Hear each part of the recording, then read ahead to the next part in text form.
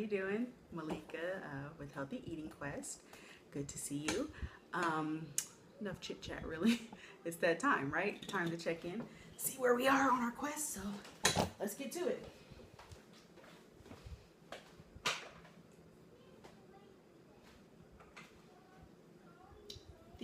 Thinking light thoughts. 203.3. Let's hurry up before it goes away. Can you see? That was probably very dizzying for you, huh? I would imagine. Oh well, sorry about that. Hopefully you don't have motion sickness like I do. Otherwise, yeah.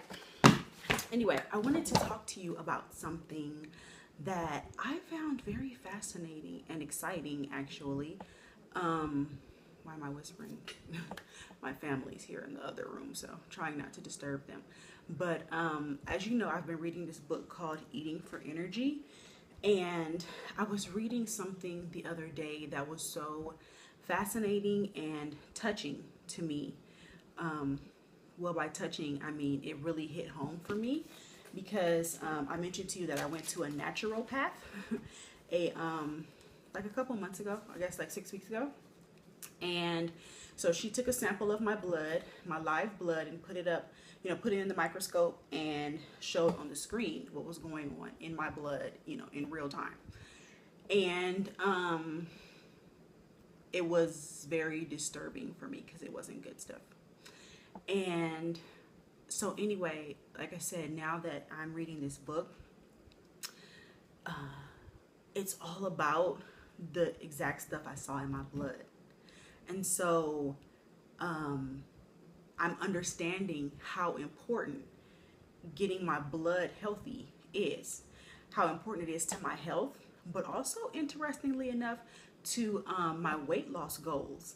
And it was just so crazy because the two things were not connected. Like, I didn't go see the naturopath because of this book. I hadn't even started reading the book yet. So I had no idea when I, started this book that it was going to be like exactly about what I saw when I went to that visit.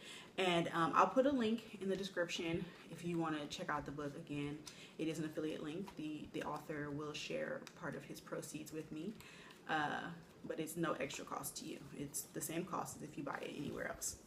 But I wanted to share with you a little bit of what I've been learning in the book, just a little taste of what you can learn if you take a look at it. He talks about the red blood cells, right? That if the red blood cells start clumping together, then your blood's going to become sluggish, like thick sewage. That was one of the things that she showed me in my blood. Patches of red blood cells. Sorry, I almost knocked over the phone. Hold on. Patches of red blood cells where I could see my red blood cells all clump together, which means there isn't a good smooth flow in my blood. And what Eating for Energy explains is that when that happens, oxygen transport becomes impaired and your energy is reduced dramatically. That makes so much sense, right? Yeah, let's see. So what else did he talk about? He also talked about how when you're having this situation with your red blood cells, that they can, the blood can become acidic. It's kind of a long story. He explains about the negative charge being stripped from the blood cells. I'm going to let you read the book and let him explain that to you because he does a much better job than I do, or than I ever could. But basically, the blood can become acidic. That was another thing she showed me in my blood. Literal areas where she could point out, say, see, this is acid in your blood. And like I said, this was before I ever started reading this book. And she actually, I have pictures of it on my phone. She took pictures of the monitor, what she showed me, in my blood on the screen, and texted them to me. If I wasn't doing this video for you on my phone, I could show you the pictures. But anyway, when that happened, he talks about, again, your blood being too thick, lethargic, slow moving. And so then that's reflected in you or me physically, right? Then we feel tired, lethargic, and sluggish. Makes so much sense. But anyway, back to the acid. He explains acidosis, which is basically too much acid built up in the blood, which causes a lack of oxygen. And so when we have this blood that has too much acid and not enough oxygen, then it becomes a breeding ground for fungus, mold, bacteria, viruses, and disease. Oh my God, that was another thing she showed me in my blood. I have on my phone right now pictures that were taken from the monitor, which was viewing my live blood, where she showed me that's fungus. No wonder I felt like crap. No wonder I felt so sick all the time. But you know what?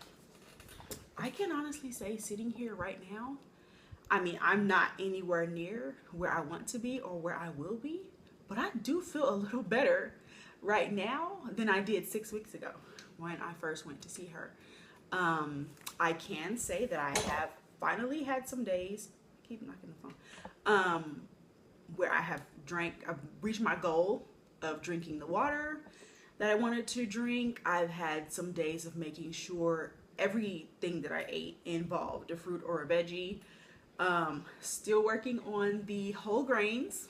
I'm like halfway there, half and half, but it's progress, right? Like, we're gonna get there. I'm getting there with other stuff. I'm gonna get there. I'm gonna get there with all of it. I'm gonna feel so great by the time I'm done with this, and you will too if you stick with me. But oh, I wanted to share with you though what all of this has to do with your weight loss goals, because all of this acid in your blood, if you he said earlier in the book that 80% of the population has this problem with the acid buildup in their blood. I know for a fact I am part of that 80% because I saw it 6 weeks ago.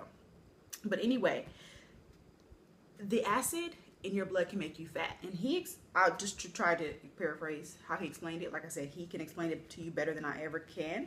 But he says, when your body notices that too much acid has built up in the blood, and there's no longer any alkaline reserves to balance it out, then your body will try to remove the acid from the bloodstream by sending it into fat cells. So, and that's to keep the acid from damaging your vital organs, right? It's important because the acid will eat up the tissue in your vital organs.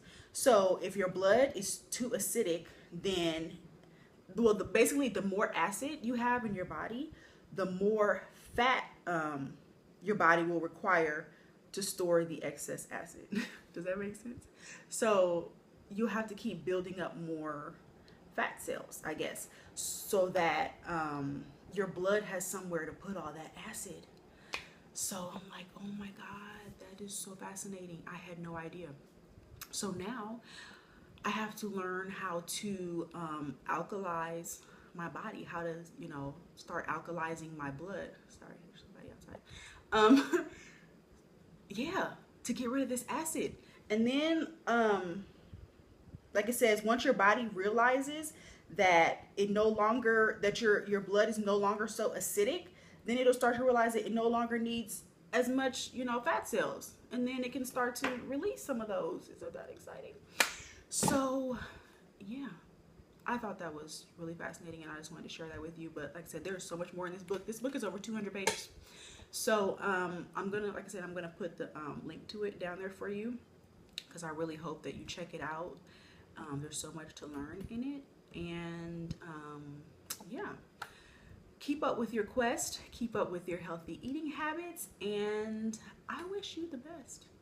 Talk to you later. Bye.